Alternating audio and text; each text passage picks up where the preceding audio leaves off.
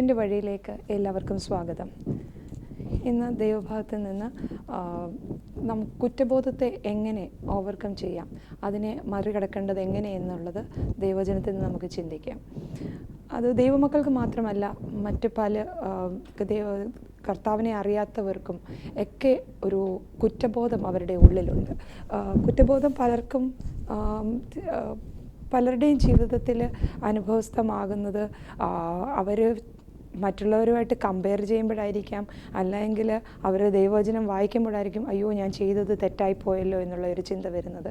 ചിലർക്ക് തന്നെ ഒന്ന് ശോധന ചെയ്യുന്ന സമയങ്ങളിൽ അത് കുറ്റബോധം ആയിട്ട് വരാറുണ്ട്. ചിലർക്ക് എത്ര തെറ്റ് ചെയ്താലും അത് അവരെ ബാധിക്കാത്ത തരത്തിലും പോകാറുണ്ട്. പക്ഷേ നമ്മുടെ ഓരോരുത്തരുടെയും ഉള്ളിൽ ഈ കുറ്റബോധം നമുക്ക് തരുന്നത് നമ്മുടെ മനസ്സാക്ഷിയാണ്. നമ്മുടെ ഉള്ളിൽ ജീവിക്കുന്ന കർത്താവിൻ്റെ ആത്മാവാണ് നമ്മളെ ആ ഒരു നമ്മൾ ചെയ്ത് തെറ്റായിപ്പോയി എന്നുള്ള ഒരു മനസ്സിലാക്കാനുള്ള ആ ഒരു രീതിയിലേക്ക് നമ്മളെ കൊണ്ടുവരുന്നത്. നമ്മൾ പല കാര്യങ്ങളിൽ കൂടെ നമ്മൾ പാപം ചെയ്യാറുണ്ട്. ബൈബിളിൽ ഗലാത്യ ലേഖനം 5-ാം അധ്യായം 19 മുതൽ 21 വരെയുള്ള വാക്യങ്ങളിൽ ഇപ്രകാരം കാണുന്നു: ജഡത്തിൻ്റെ പ്രവൃത്തികളോ ദുർനടപ്പ്, അശുദ്ധി, ദുഷ്കാമം, വിഗ്രഹാരാധന, ആഭിചാരം, പക, പിണക്കം, ജാരശങ്ക, ക്രോധം, ശാഠ്യം, ദ്വന്ദ്വപക്ഷം, ഭിന്നത, അസൂയ, മദ്യപാനം, വെറിക്കൂത്ത് മുതലായവ എന്ന് വെളിവാകുന്നു. ഈ വക പ്രവർത്തിക്കുന്നവർ ദൈവരാജ്യം അവകാശമാക്കുകയില്ല. ഇങ്ങനെ ഒരു വലിയൊരു ലിസ്റ്റ് തന്നെ നമ്മളിവിടെ കാണുകയാണ്. ജഡത്തിൻ്റെ പ്രവൃത്തികൾ ഏതൊക്കെയാണെന്ന്. ജഡത്തിൻ്റെ പ്രവൃത്തികളെന്ന് പറയുമ്പോൾ എന്താണ്? ദൈവത്തിൻ്റെ ആത്മാവിൻ്റെ പ്രേരണ കൂടാതെ നമ്മളുടെ സ്വന്തം ഇഷ്ടത്തിൽ നമ്മുടെ ആ ജഡത്തിൻ്റെ ഇഷ്ടപ്രകാരം ആഗ്രഹിക്കുന്ന നമ്മുടെ ഈ ശരീരം, ഈ സോൾ ആഗ്രഹിക്കുന്ന പ്രകാരം നാം എന്തൊക്കെ കാര്യങ്ങൾ ചെയ്യുന്നു അതിനെയൊക്കെ നമ്മൾ ജഡത്തിൻ്റെ പ്രവൃത്തികളെന്ന് പറയാം. അതിൻ്റെ ഒരു വലിയ ലിസ്റ്റ് തന്നെയാണ് നമ്മളിപ്പോൾ കേട്ടത്. ആത്മാവിനാൽ നയിക്കപ്പെടുന്നവർ, ദൈവത്തിൻ്റെ ആത്മാവിനാൽ നയിക്കപ്പെടുന്നവർക്ക് ആ ഒരു ഗൈഡൻസ് പ്രകാരമാണ് അവർ കാര്യങ്ങൾ ചെയ്യുന്നത്.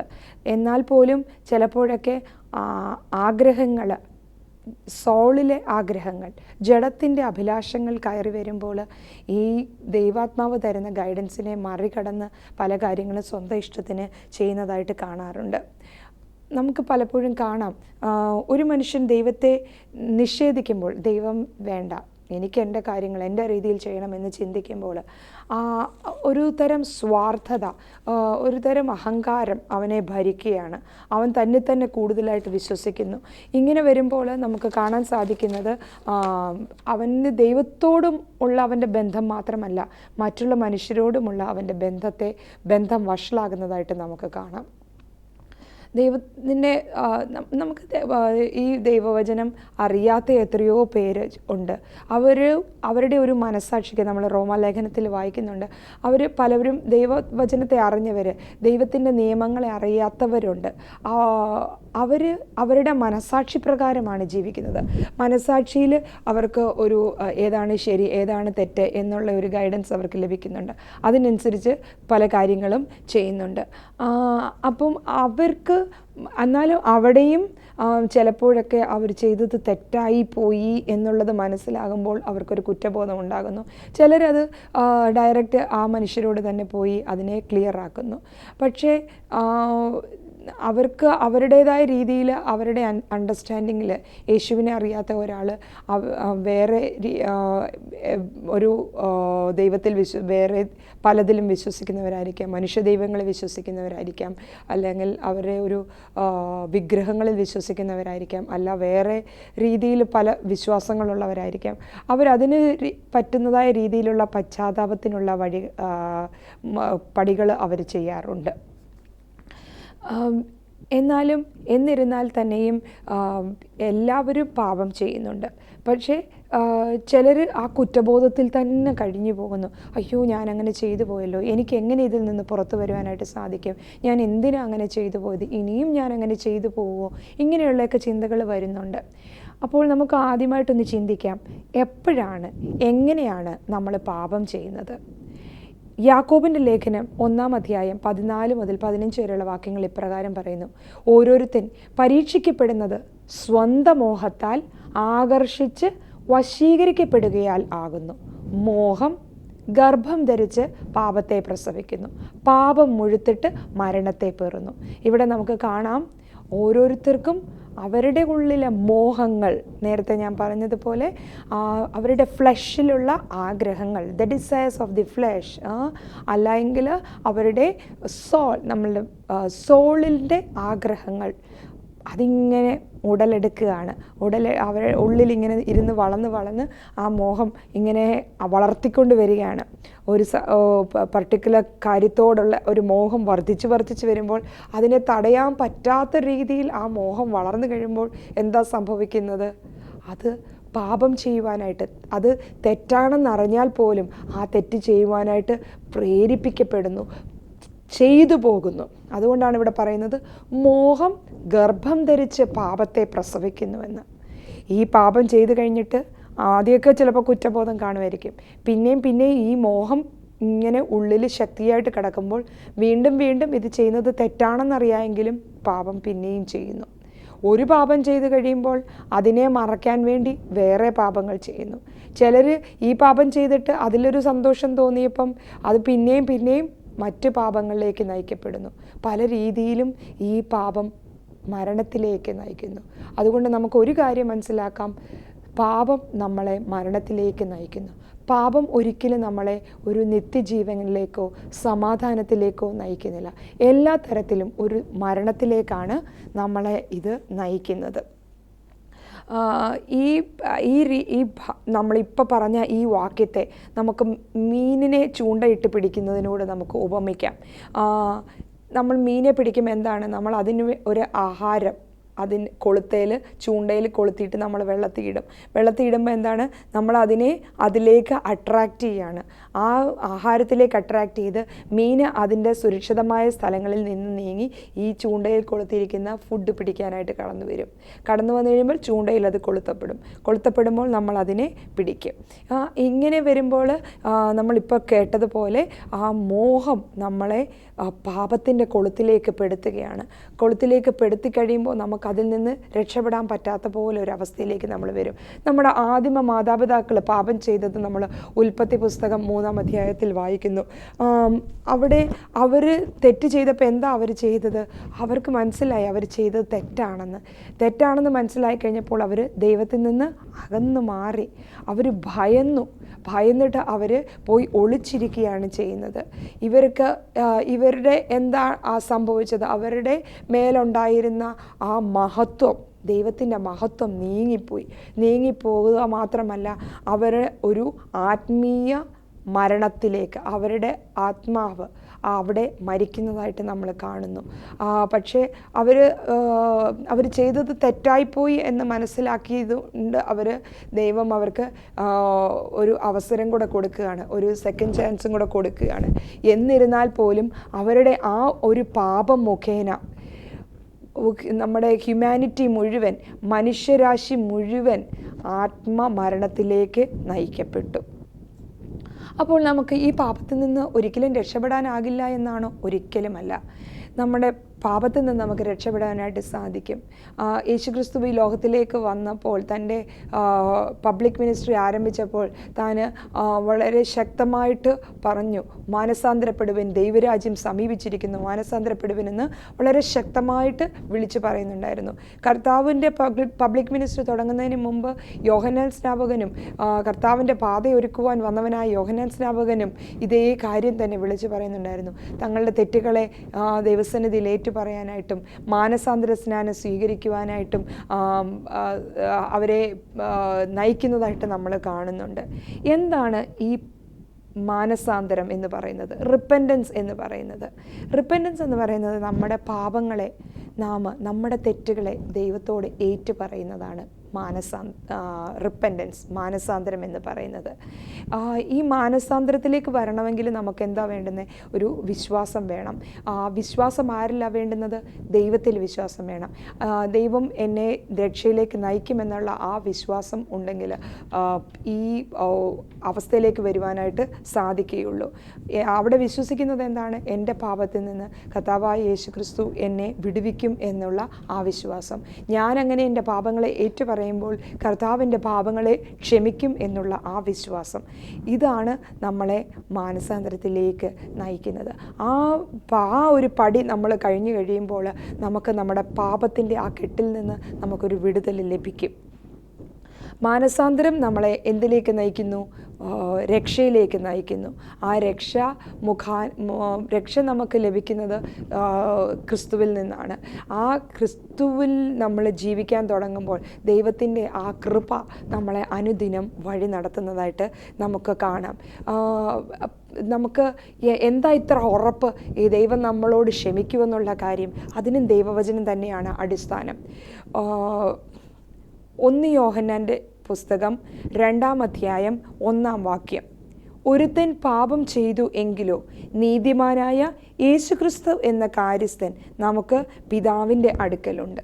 അപ്പോൾ നമുക്കവിടെ പിതാവിൻ്റെ അടുക്കൽ നമ്മൾ തെറ്റ് ചെയ്താൽ നമ്മൾ ഏറ്റു പറയുമ്പോൾ നമുക്ക് വേണ്ടി മധ്യസ്ഥത ചെയ്യുവാൻ, നമുക്ക് വേണ്ടി പിതാവിനോട് പറയുവാനായിട്ട് നമുക്കവിടെ നമ്മുടെ യേശുക്രിസ്തു ഉണ്ട്. യേശുക്രിസ്തു നമ്മുടെ പാപങ്ങൾക്ക് വേണ്ടി ഈ ലോകത്തിൽ വന്ന് മരിച്ചു മാത്രമല്ല, മരിച്ചു, അടക്കപ്പെട്ടു, 3-ാം ദിവസം ഉയർത്തെഴുന്നേറ്റു.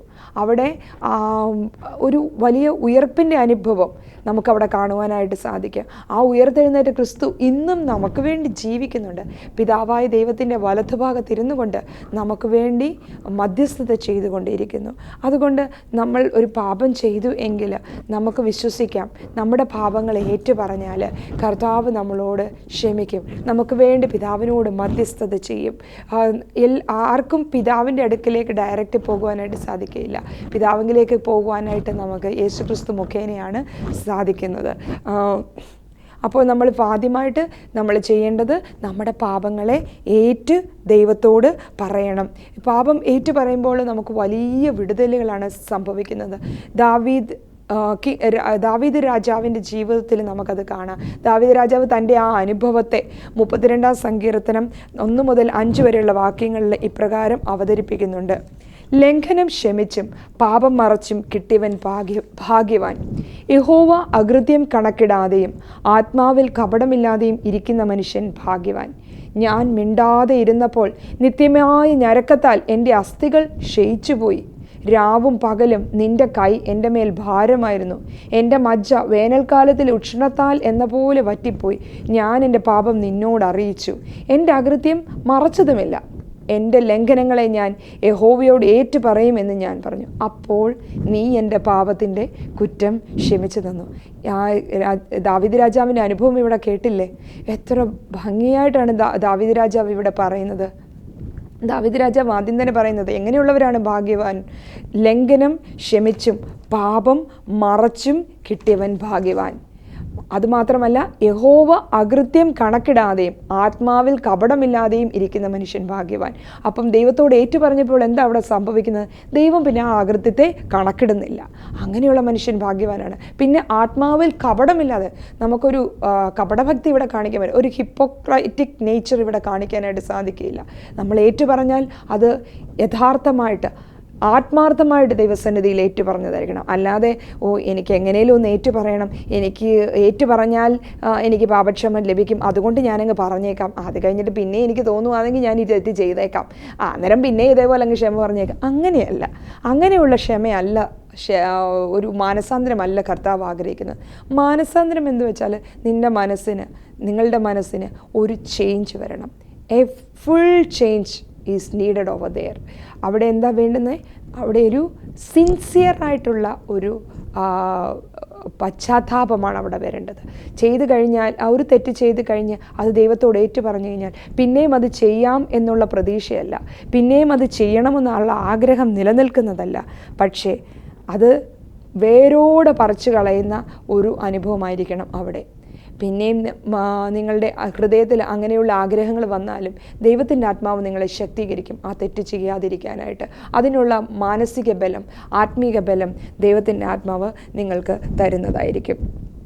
ഇനി അതുമാത്രമല്ല, മറ്റുള്ളവരോടും നാം ഈ ക്ഷമ പറയണം, ക്ഷമ ചോദിക്കണം.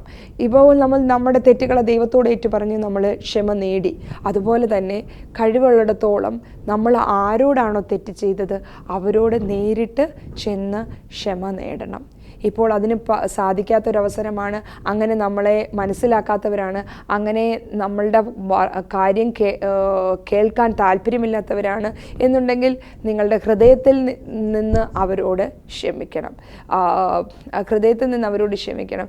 അവർ നിങ്ങളോട് ക്ഷമിച്ചോ ഇല്ല എന്നുണ്ടെങ്കിൽ പോലും നിങ്ങൾ അവരോട് യാതൊരു വിധമായ ഗ്രഡ്ജും കയ്പും ഒന്നും വെക്കുവാനായിട്ട് ഇടവരുത്തരുത്. നമ്മളുടെ തെറ്റുകൾ തിരുത്തുവാനുള്ള ക്ഷമ ചോദിക്കുക മാത്രമല്ല, ആ തെറ്റിനെ, നമ്മൾ ചെയ്ത തെറ്റിനെ തിരുത്തുവാൻ നമുക്ക് അവസരമുണ്ടെങ്കിൽ തീർച്ചയായിട്ടും നമ്മൾ ആ തെറ്റ് തിരുത്തണം. നമുക്ക് സക്കായിയുടെ അനുഭവം നമുക്കറിയാം. ലൂക്കോസ് 19-ാം അധ്യായത്തിൽ നാം കാണുന്നുണ്ട് സക്കായിയുടെ അനുഭവം. അതിനകത്ത് സക്കായി യേശുവിനോട് ഒരു കാര്യം പറയുന്നുണ്ട്. കർത്താവെ, എൻ്റെ വസ്തുവകയിൽ പാതി ഞാൻ ദരിദ്രർക്ക് കൊടുക്കുന്നുണ്ട്. വല്ലതും ചതിവായി വാങ്ങിയിട്ടുണ്ടെങ്കിൽ 4 മടങ്ങ് മടക്കി കൊടുക്കുന്നു എന്ന് പറഞ്ഞു. ഇവിടെ എന്താ കാണുന്നത്? സക്കായി യേശുവിനെ കണ്ട് യേശുവിൻ്റെ സ്നേഹം അനുഭവിച്ചറിഞ്ഞപ്പോൾ തൻ്റെ തെറ്റുകളെ തിരിച്ചറിഞ്ഞു. തൻ്റെ തെറ്റുകളെ തിരിച്ചറിഞ്ഞെന്ന് മാത്രമല്ല, ആ തെറ്റുകളെ ദൈവത്തോട് ഏറ്റുപറഞ്ഞിട്ട് പറയുന്നത് എന്താണ്? അതിനുള്ള ഒരു അതിനെ തിരുത്താനുള്ള ആ അവസരം കൂടെ അവിടെ സക്കായി ഉപയോഗിക്കുകയാണ്. സക്കായി പറയാണ്, ഞാൻ ഒത്തിരി പൈസ ഒത്തിരി ആളുകളുടെ നിന്ന് അധികമായിട്ട് നികുതി പിരിച്ചിട്ടുണ്ട്, അധികമായിട്ട് ഞാൻ തട്ടിപ്പറിച്ചെടുത്തിട്ടുണ്ട്. അതൊക്കെ ഞാൻ പാവപ്പെട്ടവരുടെ നിന്ന് എടുത്തിട്ടുണ്ട്, ഉള്ളവരുടെ നിന്ന് എടുത്തിട്ടുണ്ട്. ഞാൻ പിന്നെ എനിക്ക് ഇങ്ങനെ ഞാൻ ഒത്തിരി പൈസ ഉണ്ടാക്കി. എൻ്റെ ചുറ്റും ഒത്തിരി ദരിദ്രരായ ആൾക്കാരുണ്ട്. അതുകൊണ്ട് എനിക്കുള്ള വസ്തുവിൻ്റെ പകുതി ഞാൻ ദരിദ്രർക്ക് കൊടുക്കാം. ഞാൻ ഒന്നും ഞാൻ ദരിദ്രരായിട്ടുണ്ടായിരുന്ന ഒത്തിരി പേര് എൻ്റെ ചുറ്റുമുണ്ട്, അവർക്ക് ഞാൻ കൊടുക്കുന്നു. പിന്നെ ഞാൻ ചിലരുടെ നിന്നൊക്കെ പിടിച്ചു പറിച്ചിട്ടുണ്ട്. ആ പിടിച്ചു പറിച്ചതും ഞാൻ തിരിച്ചു കൊടുക്കാം. അത് ഞാൻ വെറുതെ അങ്ങനെ ഞാനിപ്പോൾ ഒരു 10 രൂപ പിടിച്ചു പറിച്ചെങ്കിൽ ആ 10 രൂപയല്ല ഞാൻ തിരിച്ചു കൊടുക്കാൻ പോകുന്നത്.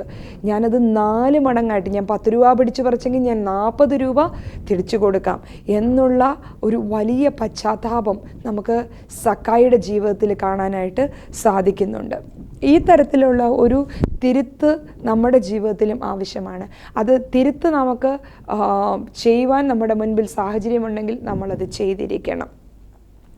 ഇനി വേറൊരു അവസ്ഥ ഞാൻ പറയാം. നമ്മുടെ പാപങ്ങളെ നമ്മൾ ദൈവസന്നിധിയിൽ ഏറ്റുപറഞ്ഞു, ആ കർത്താവിൻ്റെ ക്ഷമ നമ്മൾ സ്വീകരിച്ചു, ആ രക്ഷയുടെ അനുഭവത്തിലേക്ക് നമ്മൾ കടന്നു വന്നു. എന്നിരുന്നാൽ തന്നെ ചില സമയങ്ങളിൽ നമ്മുടെ ഹൃദയത്തിൽ പഴയ പാപങ്ങൾ ഇങ്ങനെ കയറി വരുന്നു. അയ്യോ, ഞാൻ എന്നാലും അന്ന് അങ്ങനെ ചെയ്യേണ്ടായിരുന്നു, ഞാൻ ചെയ്തത് തെറ്റായി പോയല്ലോ. ഇങ്ങനെയുള്ള ചിന്തകൾ വരുമ്പോൾ നമ്മൾ എന്താ ചെയ്യേണ്ടത്? ആ സമയത്ത് നമ്മൾ മനസ്സിലാക്കുക ഒരു കാര്യം, ദൈവം തൻ്റെ വചനത്തിൽ ഇപ്രകാരം പറയുന്നുണ്ട്. സങ്കീർത്തനം 103:8-12 വരെയുള്ള വാക്യങ്ങൾ പറയുന്നുണ്ട്. യഹോവ കരുണയും കൃപയും നിറഞ്ഞവനാകുന്നു, ദീർഘക്ഷമയും മഹാദയയും ഉള്ളവൻ തന്നെ. അവൻ എല്ലായ്പ്പോഴും ഭത്സിക്കുകയില്ല, എന്നേക്കും കോപം സൂക്ഷിക്കുകയുമില്ല. അവൻ നമ്മുടെ പാപങ്ങൾക്ക് തക്കവണ്ണം നമ്മളോട് ചെയ്യുന്നില്ല, നമ്മുടെ അകൃത്യങ്ങൾക്ക് തക്കവണ്ണം നമ്മളെ ശിക്ഷിക്കുന്നതുമില്ല. ആകാശം ഭൂമിക്ക് മീതെ ഉയർന്നിരിക്കുന്നത് പോലെ അവൻ്റെ ദയ അവൻ്റെ ഭക്തന്മാരോട് വലുതായിരിക്കുന്നു. ഉദയം അസ്തമയത്തോട് അകന്നിരിക്കുന്നത് പോലെ അവൻ നമ്മുടെ ലംഘനങ്ങളെ നമ്മോട് അകറ്റിയിരിക്കുന്നു. അവിടെ കർത്താവിൻ്റെ ഒരു പ്രോമിസാണ്. ഉദയം അസ്തമയത്തോട് അകന്നിരിക്കുന്നത് പോലെ അവൻ നമ്മുടെ ലംഘനങ്ങളെ നമ്മോട് അകറ്റിയിരിക്കുന്നു. അവൻ്റെ ദയ തൻ്റെ ഭക്തന്മാരോട് വലുതാകുന്നു, ദീർഘക്ഷമയും മഹാദയമുള്ളവനാകുന്നു. ദൈവം സ്നേഹമുള്ളൊരു ദൈവമാണ്, കൃപയും കരുണയും നിറഞ്ഞവനാണ്. അങ്ങനെയുള്ളൊരു ദൈവമാണ് നമുക്കുള്ളത്. നമ്മളോട് ദൈവം പ്രോമിസ് ചെയ്തിരിക്കുകയാണ്, നമ്മുടെ പാപങ്ങളെ അവൻ ഇനി ഓർക്കുകയില്ല എന്ന്. നമ്മളതുകൊണ്ട് ഏറ്റുപറഞ്ഞ പാപങ്ങളെ ദൈവം നമ്മളോട് ഇനി ഓർക്കുന്നില്ല. അക്കാരണത്താൽ തന്നെ നമ്മുടെ ഉള്ളിൽ സാത്താൻ എപ്പോഴെങ്കിലും അത് പോയ തെറ്റുകളെ ഓർമ്മിപ്പിക്കുകയാണെങ്കിൽ, അതിനെക്കുറിച്ച് ഒരു കുറ്റബോധം നിൻ്റെ ഉള്ളിൽ പിന്നെയും ഉണ്ടാക്കുകയാണെങ്കിൽ, ദൈവത്തിൻ്റെ ഈ വചനം അങ്ങോട്ട് ഏറ്റു പറയുക. ദൈവം എൻ്റെ പാപങ്ങളെ എന്നിൽ നിന്ന് അകറ്റി, ഉദയം അസ്തമയത്തോട് അകന്നിരിക്കുന്നത് പോലെ എൻ്റെ പാപങ്ങളെ, എൻ്റെ ലംഘനങ്ങളെ അവൻ എന്നിൽ നിന്ന് അകറ്റിയിരിക്കുന്നു എന്ന് മാത്രമല്ല, കർത്താവിനോട് പറയണം, കർത്താവെ സാത്താനെ ഒന്ന് ഭത്സിക്കണമേ എന്ന്. നമുക്ക് തന്നെയും ദൈവം അതോറിറ്റി തന്നിട്ടുണ്ട്, സാത്താനെ ഭത്സിക്കാനായിട്ടുണ്ട്, സാത്താനെ റിബ്യൂക്ക് ചെയ്യുവാനായിട്ടുള്ള ഒരു അതോറിറ്റി ദൈവം നമുക്കും തന്നിട്ടുണ്ട്. അതുകൊണ്ട് ഇങ്ങനെയുള്ള ചിന്തകൾ നമ്മുടെ ഹൃദയത്തിൽ വീണ്ടും വീണ്ടും കടന്നു വരികയാണെങ്കിൽ, ആ സമയത്ത് സാത്താനെ എന്നിൽ നിന്ന് വിട്ടുപോകും, നിനക്ക് എൻ്റെ ജീവിതത്തിൽ യാതൊരു സ്ഥാനവുമില്ല എന്ന് ഏറ്റുപറയണം. അതുമാത്രമല്ല, നാം വചനത്തിൽ പലയിടത്തും വായിക്കുന്നുണ്ട്, സാത്താൻ ഇങ്ങനെ വന്ന് കുറ്റപ്പെടുത്തുന്നവനായിട്ട് നമ്മൾ കാണുന്നുണ്ട്. അതുകൊണ്ട് സാത്താൻ ഒരിക്കലും നമ്മുടെ നന്മയ്ക്കായിട്ട് വരികയില്ല. സാത്താൻ എപ്പോഴും വരുന്നത് എന്തിനാ? നശിപ്പിക്കാനും കൊല്ലുവാനും മാത്രമായിട്ടാണ് വരുന്നത്. പക്ഷേ നല്ല ഇടയനായ യേശുക്രിസ്തു അതിനല്ല വരുന്നത്. നല്ല ഇടയനായ യേശുക്രിസ്തു എന്തിനാണ് വരുന്നത്? നമുക്ക് ജീവൻ നൽകുവാനും, അതും വെറും ജീവനല്ല, സമൃദ്ധിയായിട്ടുള്ള ജീവൻ തരുവാനായിട്ട് യേശുക്രിസ്തു വരുന്നത്. ഈ സാത്താൻ്റെ ഒത്തിരി പേരുകളുണ്ട്. നമുക്ക് ബൈബിളിൽ പല ഭാഗങ്ങളിൽ നിന്ന് നമുക്ക് സാത്താൻ്റെ വിവിധ പേരുകൾ കണ്ടുപിടിക്കാൻ സാധിക്കും. അതിലെ ഒരു പേരാണ് അവനെ നമ്മളെ കുറ്റം വിധിക്കുന്നവനാണെന്ന്. അത് വെളിപ്പാട് പുസ്തകം 12-ാം അധ്യായം 9-10 വാക്യങ്ങളെ കാണുന്നു. ഭൂതലത്തെ മുഴുവൻ തെറ്റിച്ചു കളയുന്ന പിശാചും സാത്താനും എന്ന മഹാസർപ്പമായ പാമ്പിനെ ഭൂമിയിലേക്ക് തള്ളിക്കളഞ്ഞു എന്ന് നാം കാണുന്നു.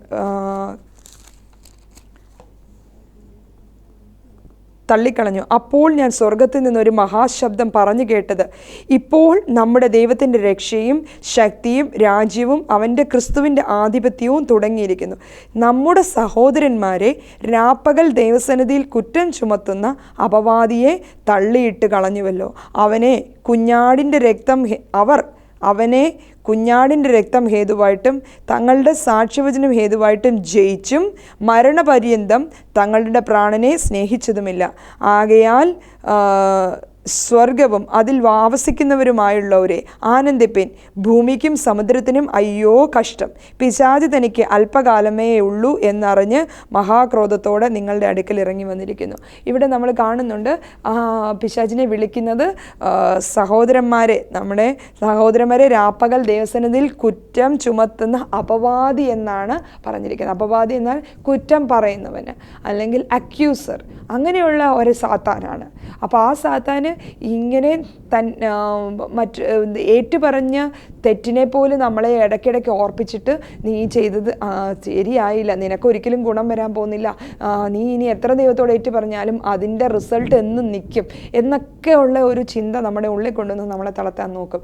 ആ സമയത്ത് കർത്താവ് നമുക്ക് തന്ന അതോറിറ്റി ഉപയോഗിച്ച് പാമ്പിൻ്റെ മേലും തേളിൻ്റെ മേലും എല്ലാം ചവിട്ടുവാൻ ദൈവം തന്ന അധികാരം ഉപയോഗിച്ച് ഈ പിശാചിനെ നാം ഭത്സിക്കുമ്പോൾ അവൻ അവിടുന്ന് വിട്ടുപോകും. യേശുവിൻ്റെ നാമം അങ്ങോട്ട് നമ്മൾ പറയുമ്പോൾ ആ യേശുവിൻ്റെ നാമത്തിൻ്റെ ശക്തി അവിടെ വ്യാപരിക്കുന്നത് നമുക്ക് കാണുവാനായിട്ട് സാധിക്കും.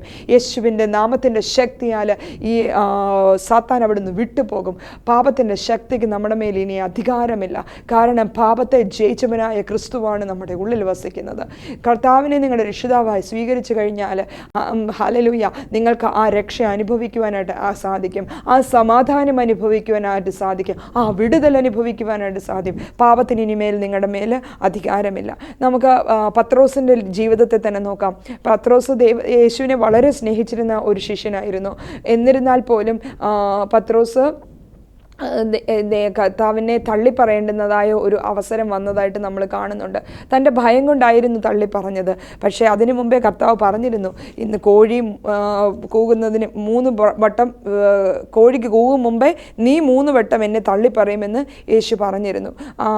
പക്ഷെ തള്ളിപ്പറഞ്ഞു കഴിഞ്ഞിട്ട് പിന്നീട് 3-ാമത്തെ പ്രാവശ്യം തള്ളിപ്പറഞ്ഞു കഴിഞ്ഞ് ഇങ്ങോട്ട് നോക്കുന്നതും കർത്താവ്, ആ സമയത്ത് കോഴി കൂവുന്നു, യേശു കർത്താവ് പത്രോസിനെ നോക്കുന്നതുമായ ഒരു കാഴ്ചയാണ്. അവരുടെ കണ്ണുകൾ തമ്മിൽ അവിടെ കൂട്ടിമുട്ടുകയാണ്. അപ്പോൾ പത്രോസ് കർത്താവ് പറഞ്ഞതോർക്കുക മാത്രമല്ല, വളരെ വേദനയോടെ അതിദുഃഖത്തോടെ പത്രോസ് പുറത്തുപോയി കരഞ്ഞതായിട്ട് കാണുന്നു. ആ പത്രോസ് യേശുവിനെ വളരെ സ്നേഹിക്കുന്ന, യേശുവിന് വേണ്ടി ജീവൻ വെക്കുവാൻ പോലും തയ്യാറായിരുന്ന ഒരു പത്രോസാണ് അവിടെ പത്രോസിനെയാണ് നമ്മൾ അവിടെ കാണുന്നത്. ആ പത്രോസിന് തൻ്റെ നാഥനായ യേശുക്രിസ്തുവിൻ്റെ ആ കണ്ണുകളിലേക്ക് നോക്കുമ്പോൾ അതിദുഃഖത്തോടെ, ഇംഗ്ലീഷിൽ നമ്മൾ വായിക്കുന്നത് ഹി വെപ്റ്റ് ബിറ്റർലി എന്നാണ് നമ്മൾ വായിക്കുന്നത്. അതിദുഃഖത്തോടെ അവിടെ കരഞ്ഞതായിട്ട് നാം കാണുന്നു. എന്നിരുന്നാൽ തന്നെയും പത്രോസ് അതുകൊണ്ട് പോയി എനിക്കിനി കർത്താവിൻ്റെ സന്നിധിയിൽ സ്ഥാനമില്ല, എനിക്ക് കർത്താവിനോട് കൂടെ ചേർന്ന് ജീവിക്കാൻ പറ്റുകയില്ല എന്നൊന്നും വിചാരിച്ച് യൂദാസിനെ പോലെ പോയി ചത്ത് കളഞ്ഞില്ല. പക്ഷേ എന്താണ് പത്രോസ് ചെയ്തത്? പത്രോസ് തൻ്റെ തെറ്റ് മനസ്സിലായി കരയുക മാത്രമല്ല, തൻ്റെ ഹൃദയത്തിൽ ദൈവത്തോട് ഏറ്റുപറഞ്ഞു. തനിക്ക് തൻ്റെ നാഥനായ ക്രിസ്തുവിനോടുള്ള ആ നേരെയുള്ള നോട്ടത്തിൽ തന്നെ സകല പശ്ചാത്താപവും അവിടെ സംഭവിക്കുന്നുണ്ട്. ഇങ്ങനെ പശ്ചാത്തപിച്ച പത്രോസിനെ കർത്താവ് ഉറപ്പിക്കുന്നതായ ഒരു കാഴ്ചയും നമുക്ക് കാണാം. യോഹന്നാൻ്റെ സുവിശേഷം 21-ാം അധ്യായത്തിൻ്റെ അവസാന ഭാഗങ്ങളിൽ നമ്മൾ കാണുന്നുണ്ട്. കർത്താവ് പത്രോസിനോട് ചോദിക്കുകയാണ്, യോഹന്നാൻ്റെ സുവിശേഷം 21-ാം അധ്യായം 15 മുതൽ 20 വരെയുള്ള വാക്യങ്ങൾ ഇപ്രകാരം കാണുന്നുണ്ട്. യേശു കർത്താവ് ഇങ്ങനെ ചോദിക്കുന്നു, ശീമോനെ, നീ ഇവരിൽ അധികമായി എന്നെ സ്നേഹിക്കുന്നുവോ എന്ന് ചോദിച്ചു. അപ്പോൾ പത്രോസ് പറയുന്നു, ഉവ്വ് കർത്താവേ. അപ്പോൾ കർത്താവ് പറഞ്ഞു, എൻ്റെ കുഞ്ഞാടുകളെ മേയ്ക്കുക. രണ്ടാമതും ഇങ്ങനെ ചോദിക്കുന്നു, ഇതേ ചോദ്യം. അപ്പോൾ ഉവ്വ് കർത്താവേ, എനിക്ക് നിന്നോട് പ്രിയമുണ്ട് എന്ന് നീ അറിയുന്നുവല്ലോ എന്ന് പത്രോസ് പറയുന്നു. അപ്പോൾ കർത്താവ് പറഞ്ഞു, എൻ്റെ ആടുകളെ പാലിക്കുക. മൂന്നാമതും ചോദിച്ചു. മൂന്നാമതും എന്താ ചോദിക്കുന്നത്? ശീമോനെ, നിനക്കെന്നോട് പ്രിയമുണ്ടോ എന്ന് ചോദിച്ചു. എനിക്ക് പ്രിയമുണ്ടോ എന്ന് മൂന്നാമതും ചോദിക്കാൻ പത്രോസ് ദുഃഖിച്ചു. അപ്പോഴത്തേക്ക് വീണ്ടും ആ പഴയ കാര്യം പത്രോസിൻ്റെ ഉള്ളിലേക്ക് വന്നു. പത്രോസ് അവിടെ തന്നെ ഉറപ്പിച്ച് അവിടെ പറയുകയാണ്, കർത്താവേ, നീ സകലവും അറിയുന്നു, എനിക്ക് നിന്നോട് പ്രിയമുണ്ടു എന്നും നീ അറിയുന്നു എന്ന് പറയുന്നുണ്ട്. അപ്പോൾ കർത്താവ് പറയാണ്, എൻ്റെ ആടുകളെ മേയ്ക്കുക. പിന്നെ പത്രോസിൻ്റെ ജീവിതത്തിൽ സംഭവിക്കാൻ പോകുന്ന കാര്യങ്ങളെപ്പറ്റി പറഞ്ഞു കൊടുത്തിട്ട് പറയാണ്, എന്നെ അനുഗമിക്കുക എന്ന് പറഞ്ഞു. ആ പത്രോസിനെ നമ്മൾ കാണുന്നുണ്ട്. ആ പത്രോസ് സഭയെ നയിക്കുന്നതായിട്ട് നമ്മൾ കാണുന്നുണ്ട്. പശ്ചാത്തപിച്ച് ആ പത്രോസ് കർത്താവിന് വേണ്ടി ഉറച്ചു നിൽക്കുന്നത് നമ്മൾ കാണുന്നുണ്ട്. ഇപ്രകാരം കർത്താവിൻ്റെ സന്നിധിയിൽ നമ്മുടെ പാപങ്ങളെ ഏറ്റുപറഞ്ഞ് കർത്താവിന് വേണ്ടി നാം നിലനിൽക്കുന്നുണ്ടെങ്കിൽ കർത്താവിൻ്റെ ആത്മാവ് നമ്മളെ ശക്തിപ്പെടുത്തും. കർത്താവ് നമ്മളെ വിജയകരമായ ഒരു ക്രിസ്തീയ ജീവിതം നയിക്കുവാനായിട്ട് സാധിക്കും. അതുകൊണ്ട് ആരും പാപത്തിൻ്റെ ആ കുഴിയിൽ ഇനിയും കടക്കേണ്ടതില്ല, ആ പാപത്തിൻ്റെ ചെളിയിൽ കിടന്ന് ഉരുളേണ്ടതില്ല.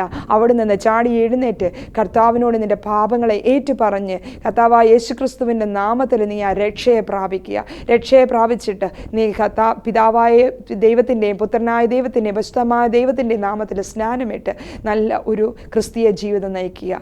ദൈവം നമ്മെ ഓരോരുത്തരെയും അനുഗ്രഹിക്കുമാറാകട്ടെ. ആമേൻ.